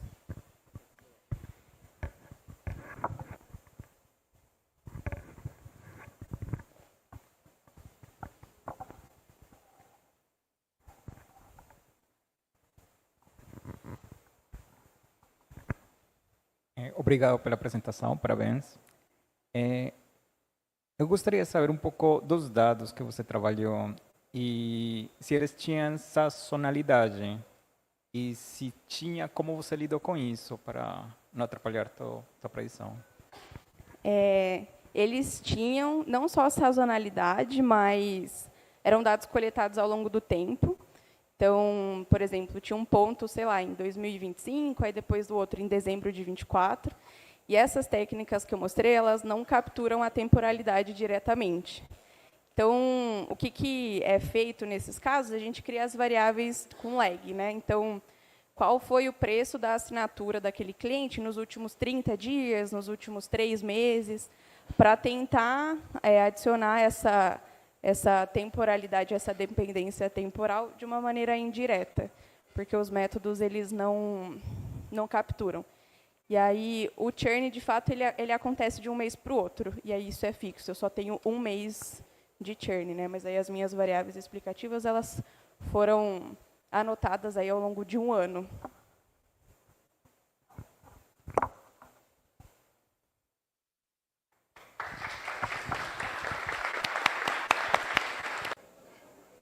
Bom, pessoal, então, continuando a sessão, desculpa te interromper, pessoal, desculpa interromper, Juliana. Podem continuar.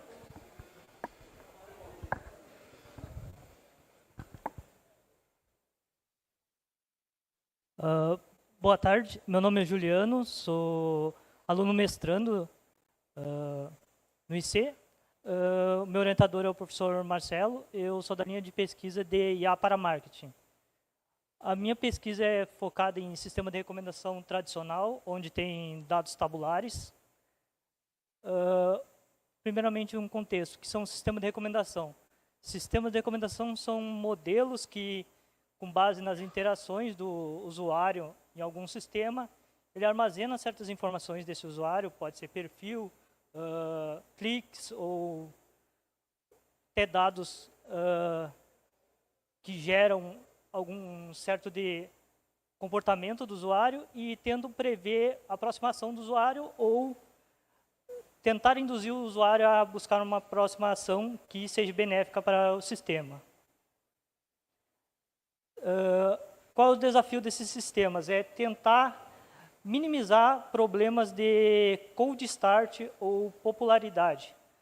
Problemas de cold start é quando um usuário entra novo no sistema e o sistema não sabe o que fazer com ele, não tem informações.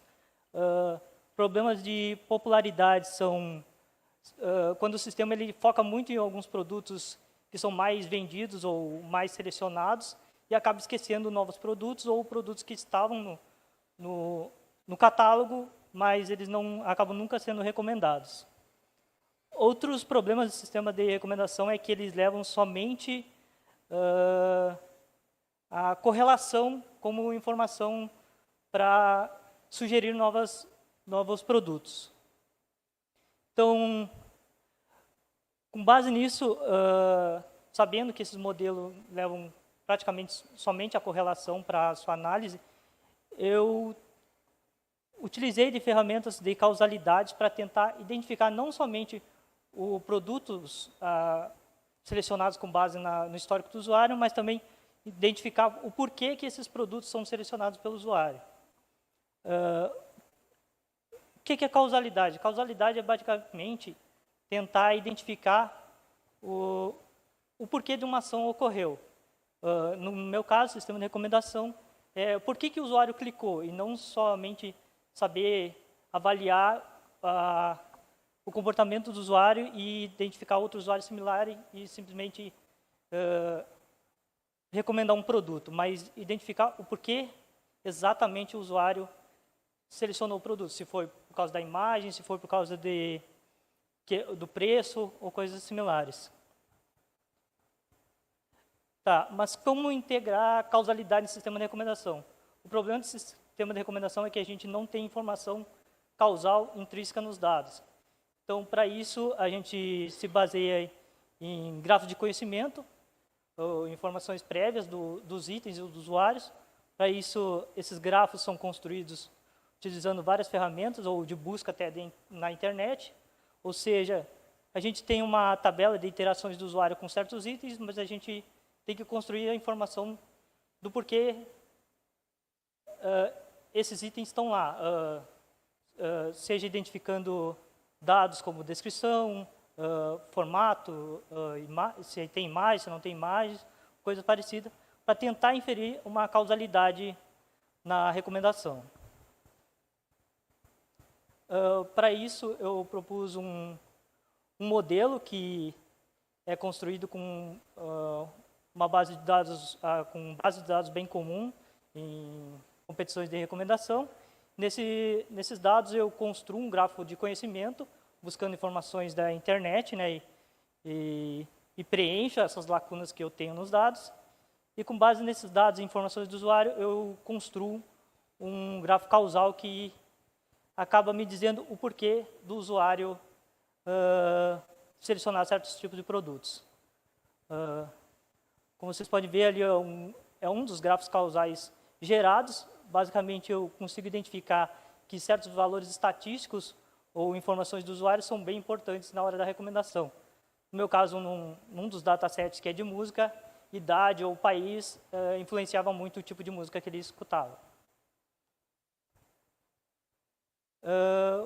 Como próximos planos para o meu modelo é tentar buscar outras formas de causalidade, não somente a causalidade de descoberta, que é com grafos, mas também usar contrafactuais.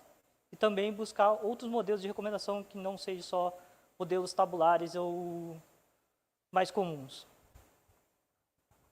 Era isso.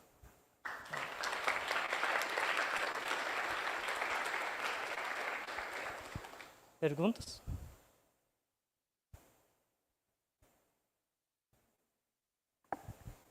Parabéns pelo trabalho. A minha pergunta é mais virada para a parte da construção dos grafos em si, porque para a gente conseguir construir, às vezes, a correlação entre os grafos ele pode ser um pouco complexo, né? Principalmente se a gente está, por exemplo, tentando fazer um grafo de adjacência, um grafo de, enfim. E, pelo que eu percebi, no exemplo que você mostrou, foi um exemplo com relação à música, não foi?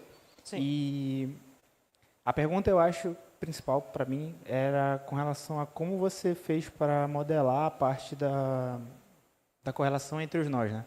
Se era com relação a peso, do tipo, a frequência que aquilo acontecia, ou o quão um está mais correlacionado com o outro, ou seja, um tipo de música está correlacionado com outra idade, assim por diante.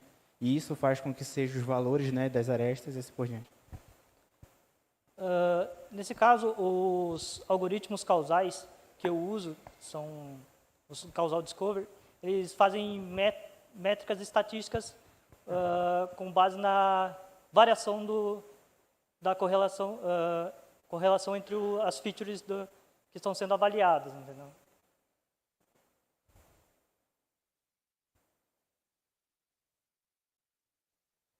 Boa tarde. Primeiramente, parabéns pela apresentação. A minha dúvida ficaria mais na parte dos dados que vocês estão utilizando. Eu queria saber se vocês estão utilizando apenas os dados de interação do usuário ou vocês chegaram a utilizar dados extraídos do produto que está sendo recomendado, por exemplo, da música, vídeo, filme, etc. Se tem, por exemplo, palavras-chave que são extraídas desses filmes para fazer alguma correlação com a interação com as informações extraídas pelo usuário, alguma coisa assim. Sim, esses dados são basicamente de interações do usuário com o item, né? Mas na hora da construção do grafo de conhecimento eu busco informações de cada item, de cada usuário.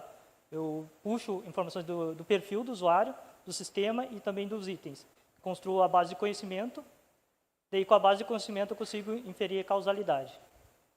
Perfeito, obrigado. Queria fazer uma pergunta.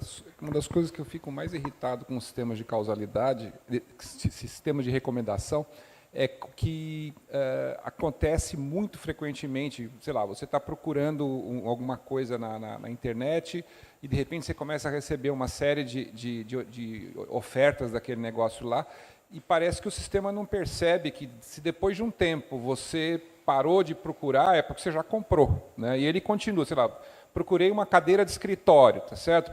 Fiquei alguns dias fazendo esse tipo de busca. Ele vai me mostrar vários tipos de cadeira de escritório.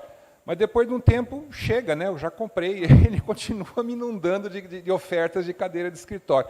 Tem algum jeito de conseguir prevenir esse tipo de coisa para evitar que isso aconteça? Porque isso é uma coisa que irrita o cliente, né? O problema desses modelos tradicionais é que eles usam basicamente seu histórico, né? Então, se teu histórico é pesquisar muito as cadeiras, ele acaba recomendando próximas cadeiras.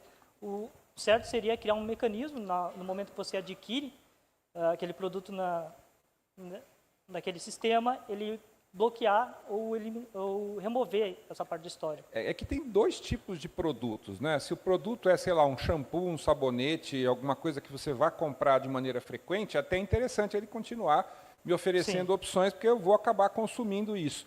Mas tem alguns outros produtos que são muito sazonais. Você consome ele num determinado instante de tempo, depois você vai consumir só muito tempo depois, né? Talvez precisasse haver uma distinção entre o tipo de produto, se é um produto de consumo frequente ou se é um tipo de produto que tem um consumo mais sazonal, né? Sim. Isso também é uma das propostas do meu modelo, é tentar identificar também quando o usuário muda seus gostos, né? Então, ele pode ser de uma certa idade, gostar de desenhos animados e, depois de um certo período, não gostar mais, né? Então, é um dos problemas também que precisa ser resolvido no sistema de recomendação. Obrigado.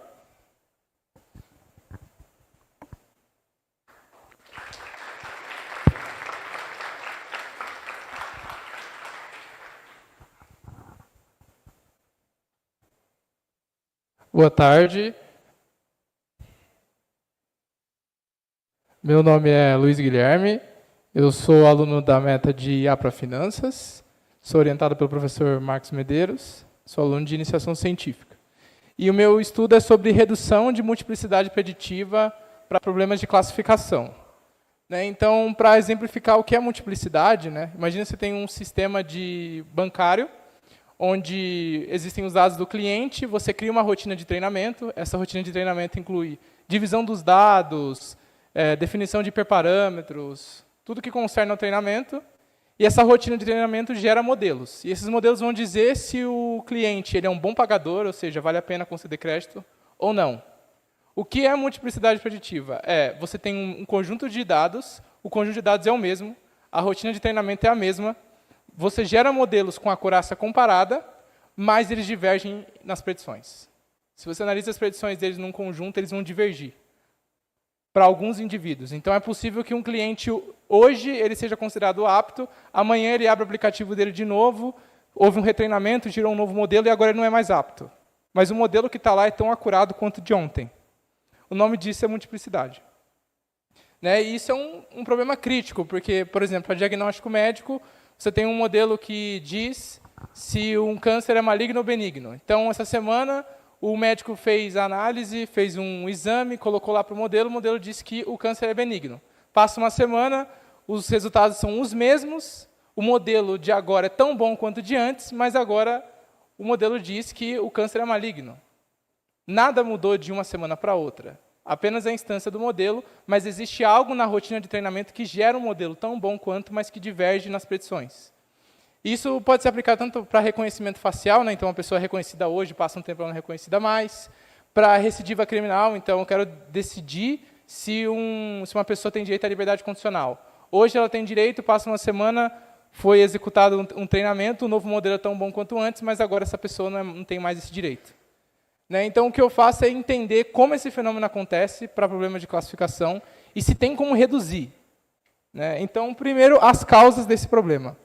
A principal causa desse problema são transformações randômicas durante o processo de treinamento. Então, por exemplo, divisões, treino e teste aleatórias, definindo uma seed diferente toda vez que você roda. Então, se você roda uma vez, definiu como seed para divisão, treino e teste 20, depois 30, depois 40, depois 50. Você pode escolher os melhores modelos dessas execuções e eles vão divergir nas predições, no final. Eles são muito bons, a acurácia deles é parecida, mas eles divergem. Então, e existem outros tipos de transformações randômicas, mas esse é o mais crítico, é o que a gente avalia aqui. Mas não só as transformações randômicas, outras coisas influenciam. Então, as distribuições dos scores de probabilidade dos modelos influencia. Então, esse gráfico tem 10 modelos, gerados pela mesma rotina de tratamento, com divisões de treino e teste diferentes. e a gente percebe que existe já uma divergência na distribuição dos scores entre eles, e a maneira com que essa divergência é distribuída pode aumentar ou não a multiplicidade. Mas não só isso, o threshold que você usa para obter a classificação binária no final também influencia. Se você escolhe um threshold onde a densidade de scores é muito alta, a tendência é que você tenha multiplicidade maior também. Normalmente, eu fiz questão de colocar aqui, essas causas são concomitantes. Normalmente, você tem todos esses problemas ao mesmo tempo influenciando na rotina de tratamento e gerando modelos discordantes. Né, mas então, como que a gente resolve esse problema? Né? A gente desenvolveu um metamodelo, né? A gente pode chamar de modelo ou de um metamodelo, mas é basicamente a gente modela o problema de classificação com um problema de regressão. Então, a gente, nos nossos experimentos, a gente treina um modelo referência, que é um modelo classificador simples, mas, pela teoria matemática, pode ser qualquer modelo que satisfaça o conjunto de hipótese, e esse modelo vai gerar as predições de probabilidade para aquele conjunto de treino. Essas probabilidades vão ser usadas para formar um novo dataset de regressão, onde a label de regressão é as predições de probabilidade. Então, a saída do nosso problema de regressão é um modelo regressor fitado num conjunto de probabilidades. E esse modelo final possui, em média, menos multiplicidade do que uma classificação comum. Então, a gente fez uma série de experimentos, a gente tem fundamentação teórica de que isso funciona também. A gente postulou alguns limitantes inferiores para concordância entre modelos, e a gente conseguiu mostrar que esse modelo ele gera, se você fazer uma rotina de tratamento, colocar ele como um modelo, rodar várias vezes, você vai ter várias instâncias dele, mas essas instâncias concordam mais em média do que só simplesmente classificadores simples. Né? E quais são os próximos passos? Então, a gente tem uma forte intuição de que a variância do erro na classificação influencia também na multiplicidade. Né? Então, está meio difícil de enxergar nesses gráficos, mas para diferentes sigmas do erro da classificação, você tem diferentes valores de multiplicidade, e a tendência é que quanto menos variante é o erro na classificação, a tendência é que a multiplicidade seja menor também. E a gente utiliza isso para postular um limitante inferior para a concordância entre os modelos, que por detrás dos panos, na verdade, é um limitante superior para a discordância entre eles, mas aqui a gente está supondo um limitante inferior para a concordância entre eles, que se você consegue controlar o θ, que é definido como a distribuição do threshold sobre os scores, você consegue controlar de maneira exponencial o quanto eles concordam ou não. Né? Só que a gente precisa consolidar mais experimentos, porque a multiplicidade não acomete somente problemas de classificação, mas também regressão. E a gente precisa revisar um pouco mais essas provas, embora eu já tenha revisado 1 milhão de vezes. A gente precisa revisar um pouco mais para deixar um pouco mais consolidado a teoria. Mas é basicamente isso. Obrigado.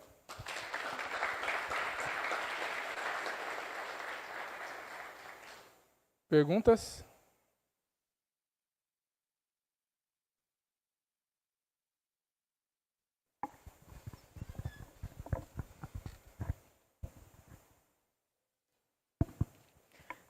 Obrigada pela apresentação, Luiz. Muito interessante. Eu fiquei só com uma dúvida sobre os primeiros slides, sobre a falta da discordância entre um treinamento e outro. A confiança do modelo muda muito? Por exemplo, quando você pega a versão do modelo 1, a probabilidade estava 0,20. Não chega a 0,90 no outro. Ele ainda vai discordar, mas talvez num range de probabilidade. Não. Eu nunca vi o caso de, num treinamento ele está 0,20, no outro 0,90, para classificação simples. No seu caso, aconteceu isso? Chegou a acontecer, existem alguns... Porque às vezes você roda 2, 3 vezes, não, mas se você roda repetidas vezes, pode ser que em algum momento você ache uma seed que acabou gerando um problema que tem essa divergência muito grande. Só que, então isso acontece, é raro, mas acontece, só que isso não é suficiente para resolver o problema de multiplicidade. Porque o threshold, como eu comentei, faz toda a diferença. Então eles divergem muito, e eu tenho um modelo 0,25 e um modelo 0,35. Se o meu threshold for 0,3, eles estão divergindo da mesma maneira. Né? Não faz diferença. Então, tem muitos métodos hoje dentro da literatura que tentam reduzir o score de probabilidade, a diferença dos scores entre esses modelos. Mas isso não é eficiente, porque se você antes era 0,4 e 0,6, você reduziu para 0,45 e o outro 0,55. O threshold é 0,5, eles ainda estão divergindo na predição. Tem um estudo que eu não lembro do autor, mas ele diz que às vezes é a falta da própria confiança do modelo, no sentido de que se o modelo está tão inconstante, será que aquela amostra não está errada? Então, a confiança dele chegou a variar de 20% a 30%. Mas será que o quão confiante, de fato, é aquela amostra no seu conjunto de dados que para outros casos não acontecem? Eu acho que existe essa possibilidade, mas aqui a gente avalia, a gente já está introduzindo um parâmetro controlado, sabendo que aquilo vai gerar multiplicidade, que é variando as seeds. Então, a gente varia isso sistematicamente, e a gente sabe que isso vai introduzir multiplicidade. Agora, se aquela amostra está dentro de uma distribuição bem comportada, isso pode fazer diferença, mas como eu comentei, ela ainda pode fazer parte de uma distribuição super comportada e ainda assim gerar multiplicidade, né? Então, se ela estiver de uma distribuição bem comportada, provavelmente os scores dela vão ficar perto da média na distribuição. Se você escolher um threshold exatamente naquele ponto, você ainda vai ter multiplicidade da mesma maneira. Então, o fato da amostra não estar bem localizada dentro da distribuição não te garante que... Estar ou não localizada não te garante menos ou mais multiplicidade. Mais alguma pergunta? Aqui. Luiz, primeiramente, obrigado pela apresentação, muito interessante, e muito interessante vocês estarem olhando para isso também. Mas, considerando, mesmo que seja dentro da multiplicidade, quando você olha a atualização do seu modelo de um lado para o outro, como que vocês têm visto a questão das suas métricas? Por exemplo, elas têm acompanhado, porque assim, é uma diferença muito grande, mesmo que haja uma atualização dentro de um conceito. Vamos pensar, por exemplo, uma análise que seja por deep learning em um determinado tipo de câncer. Assim. É muito gritante você passar de uma atualização próxima para outra e ele já mudar essa condição. Dentro das suas métricas, está ficando muito diferente a acurácia delas? Porque, assim, se você tem essa confiança, justamente essa confiança no modelo, é um pouco preocupante essa distância que ele está dando de um para o outro, né? Sim, esse fenômeno ele é descrito há muito tempo já. Não tem muito trabalho feito a respeito disso, mas ele é antigo, né? 2001. Certo. Já tem relatos, só que ele é tratado como efeito Rashomon. Né? Então, o nome Rashomon é baseado num filme japonês, certo. etc. Mas o efeito Rashomon você tem modelos, você tem diferentes maneiras de explicar a relação entre os dados e a label que você quer predizer. E, por definição, o conjunto Rashomon são conjuntos de modelos treinados no mesmo dataset que têm acurácia comparável. Então, você define uma tolerância. Então, eu seto um modelo de referência, no nosso caso, é o melhor modelo entre os modelos possíveis. Certo. E todos aqueles que tiverem um epsilon de tolerância, eu aceito e faço análise. Uhum. Então, eu não estou pegando modelos super divergentes. Entendi. Todos eles têm acurácia comparada, porque faz parte da definição do problema. Vale ressaltar que isso não é tão gritante assim, né? A porcentagem de amostras que tem essa mudança não é tão grande. Tá. Mas é gritante se você pega um câncer benigno para uma Exatamente. Né? Exatamente. Eu só te pergunto isso porque eu já enfrentei isso na vida de pesquisa aí. E uma coisa que foi uma grande solução foi cross-validation em cima dos dados. Por exemplo, se você tem os seus dados e eles são um pouco precários ou não, você joga uma questão de cross-validação ali e aí você vai testando de formas diferentes essa condição para que você, dentro das suas métricas, você consiga garantir que aquele modelo está sendo eficiente, sabe? Uhum. É só uma posição. Mas interessante, obrigado. Interessante. Obrigado. Mais alguma pergunta?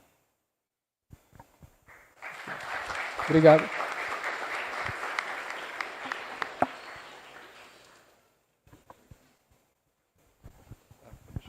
Bom, pessoal, para encerrar a sessão, vamos pedir uma salva de palmas novamente para todas as apresentações. Podem levantar, se vocês quiserem. Isso.